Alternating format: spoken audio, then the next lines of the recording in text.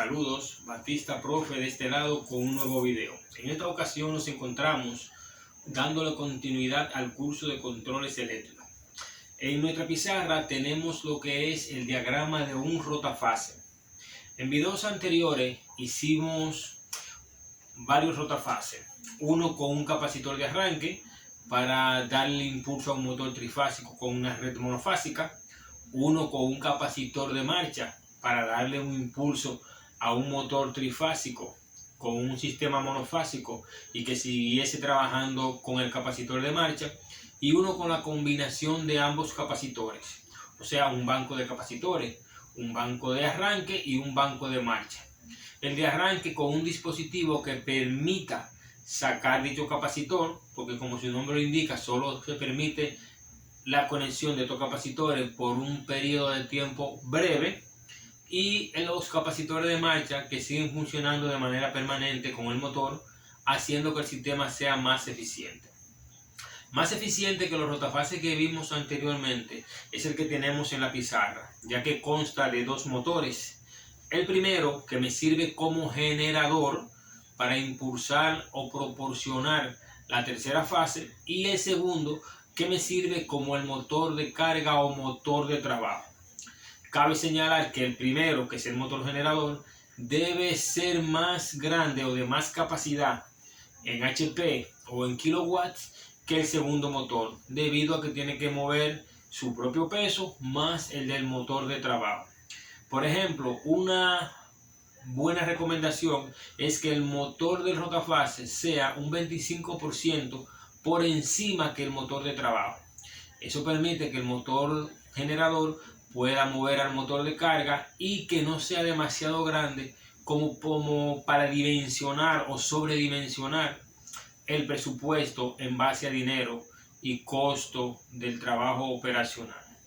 Yéndonos directamente a lo que es nuestro rotafase, tenemos por acá nuestro diagrama de fuerza, tenemos por acá nuestro diagrama de control, y está distribuido de la siguiente manera: un breaker de protección, un contactor número 1, un overload para protección del motor y el motor de rotafase, como podemos ver aquí. Entonces, por acá tenemos un banco de capacitores, un capacitor de arranque y un capacitor de marcha. Cuando digo un capacitor, pueden ser uno o varios, debido a que puedo conseguir la capacitancia del capacitor de marcha con 2 o 3 capacitores o con un solo. Lo mismo con el capacitor de arranque, pueden ser uno o varios.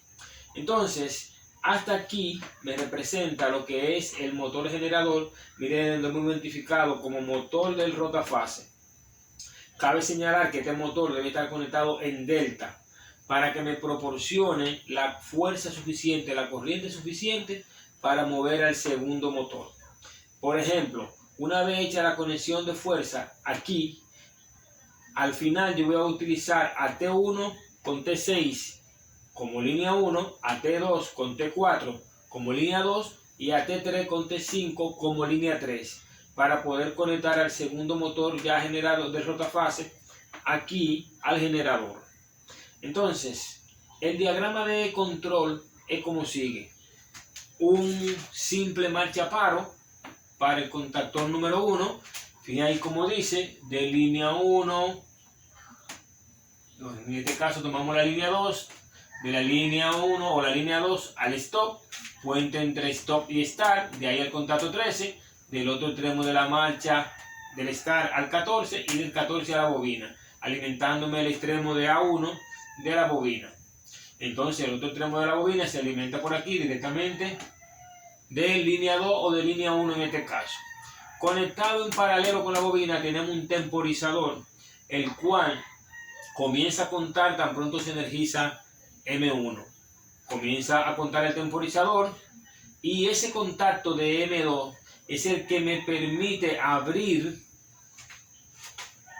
el capacitor o la línea que alimenta el capacitor de arranque, por aquí como pueden ver, para que este salga de funcionamiento. Esto sería entonces un segundo contactor, que podemos utilizar un contactor de 1 o de 2 polos, como aparece mucho en los contactores de refrigeración o para refrigeración o aire acondicionado.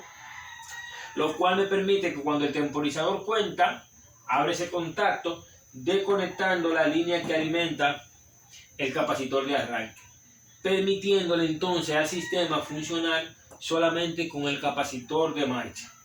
Una vez que arrancó el motor del rotafase, entonces yo tengo por aquí un segundo contactor que me alimenta. En este caso sería un tercer contactor, ya que tenemos uno por aquí para el banco de capacitores. Tendría un contactor que me alimentaría entonces el motor de carga. Dicho motor de carga va a estar gobernado así mismo por un contactor, un overload, sistema de protección, el motor y su sistema de control, que sigue siendo un marchaparo igual que al principio, convencional. De este lado tendríamos entonces algunas notas. Por ejemplo, para yo determinar el capacitor de arranque, para determinar el capacitor de marcha y para determinar la capacidad del motor del rotafase. Por ejemplo, para determinar la capacidad del capacitor de arranque, yo debo tomar como referencia 50 microfaradios por cada HP del motor del rotafase. Eso me daría entonces la capacidad del banco de capacitores de arranque. Para el capacitor de marcha, entonces tomaríamos como referencia 25 microfaradios por cada HP del motor del rotafase. Eso me daría entonces la capacidad del banco de capacitores de marcha para dicho rotafase. Y como mencioné al principio, para determinar la capacidad del rotafase, del motor del rotafase, debo tomar o agregarle el 25% por encima a la capacidad del motor de carga. Por ejemplo, si tengo un motor de 10 HP, que sería mi carga, multiplico 10 por 1.25, que sería el 25% por encima, y me daría un motor de rotafase de 12, 13, 15 HP. Si hacen la multiplicación, verá que va a ser así. Entonces, con estas notas yo puedo determinar la capacidad del banco de capacitores de arranque, la capacidad del banco de capacitor de marcha y la capacidad del motor del rotafase. En esta ocasión les voy a deber la práctica, que acostumbro a utilizar la mesa de trabajo para hacer la práctica según el diagrama, porque en un video anterior les mostré que el motor que tenía tiene una parte del bobinado dañado. Esto es simple, es fácil, es sencillo. Solo tienen que revisar los diagramas anteriores o los videos anteriores que les he proporcionado para realizar esta práctica. Algo que les voy a recordar a todos es que ya sea este, ya sea otro o cualquier diagrama que ustedes vean en YouTube o en cualquier otra parte, si no lo llevan de la teoría a la práctica, no están en nada. Deben, por ejemplo, comprar un contactor, comprar un temporizador, comprar una botonera y hacer esas prácticas en sus casas. Una vez les mencioné que si alguno de ustedes se animaba y me enviaban sus videos, pues con el permiso y la anuencia de ustedes, yo podría subirlo también a YouTube. Batista Profe de este lado con un nuevo video. Continuamos con lo que es el curso de controles eléctricos y ya seguiremos hablando de los temporizadores, que como les mencioné son los que hacen la magia en los circuitos de controles, en los sistemas de automatización. Gracias, no olviden registrarse, activar la campanita para recibir las notificaciones y compartir con sus compañeros, ya que el conocimiento es para todos. Gracias.